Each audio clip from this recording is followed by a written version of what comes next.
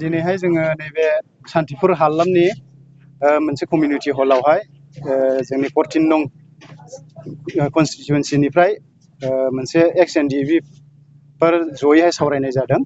बेवहाय जोंना बिटिआरनि एम फेरेंगा साराबो बाहागो लाफैदोंमोन। ओमफ्राय बेवहाय जोङो गोबां खोथा सावरायनाय जादों। जोंनि माखासे एनडिएफबिफोरनि समस्याखौ लानानैबो सावरायनाय जादों, जेरै रिहेबिलिटेसन आरो एक्स ग्रेसिया बेफोरबायदि माखासे समस्याफोर दंबावो, बेफोरखौबो जोङो सावरायनाय जादों।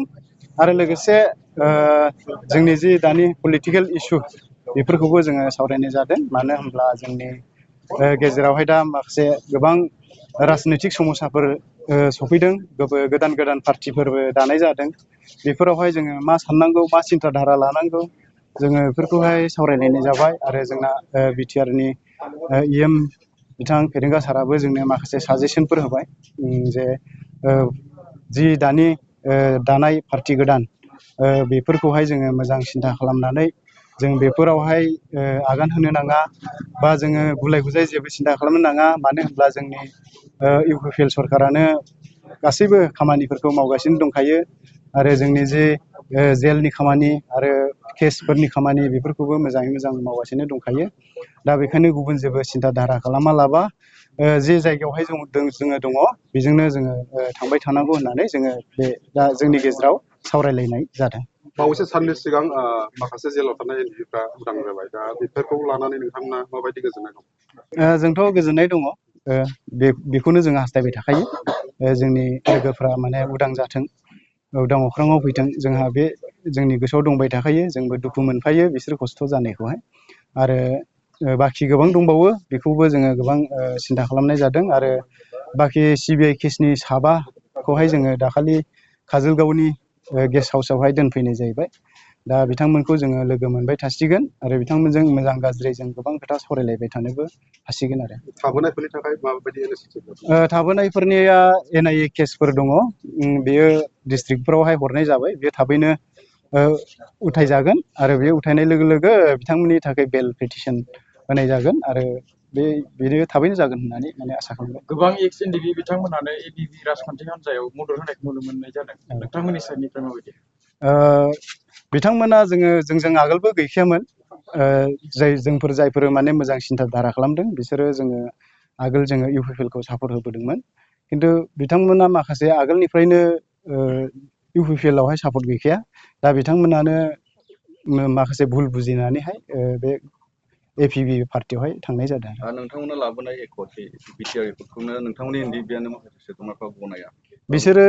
बिसोरो मोजां सिन्था खालामनो रोङाखै। मानो होनब्ला बे एकर्डखौहाय रावबो माने नेवसियाखै, बयबो बेवहाय माने सागान होदों। आरो जोंनि रन्जन दैमारि साराबो बेवहाय साइन होदों आरो गोबां माने दैदेनगिरिफ्रानो गासैबो साइन होजोबदों। दा बैसोर माखासेफ्रा सिचुवेसनखौहाय बुजिया सोंजिया बेफोरबायदि खोथा बुंब्ला बे भुल जादों। आरो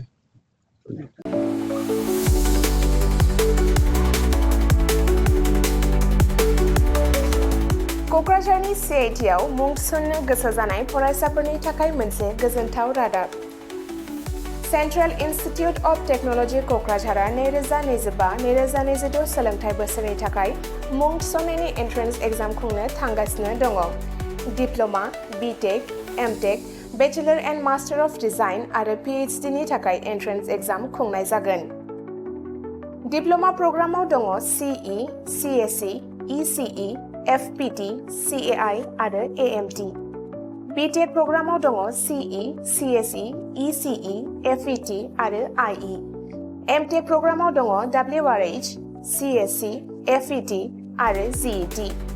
बेचेलर अफ डिजाइन आरो मास्टार अफ डिजाइनआव दङ एमसिडि आरो पिएइचडि थाखाय सिइ, सिएसइ, इसिइ, एफइटि, आइइ, एमइ, फिजिक्स, मेथमेटिक्स, केमिस्ट्रि आरो एचएसएस।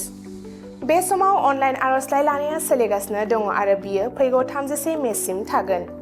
डिप्ल'मा, बिटेक आरो एमटेकनि एन्ट्रेन्स एग्जामखौ फैगौ 8 जुनाव खुंनाय जागोन आरो पिएइचडिनि एन्ट्रेन्स एग्जामखौ 15 जुनाव खुंनाय जागोन। आबुङै मिथिनो थाखाय एडमिशन सेल सिआइटि क'क्राझारनि मबाइल नम्बर 9365031406 आव सुलाद लानो हागोन एबा query 2025@cit.ac.in आव इमेल खालामहरनो हागोन। बेनि अनगायै cit.ac.in एबा admission.cit.ac.in बे मोननै वेबसाइटआव हाबनानै नायनो हागोन।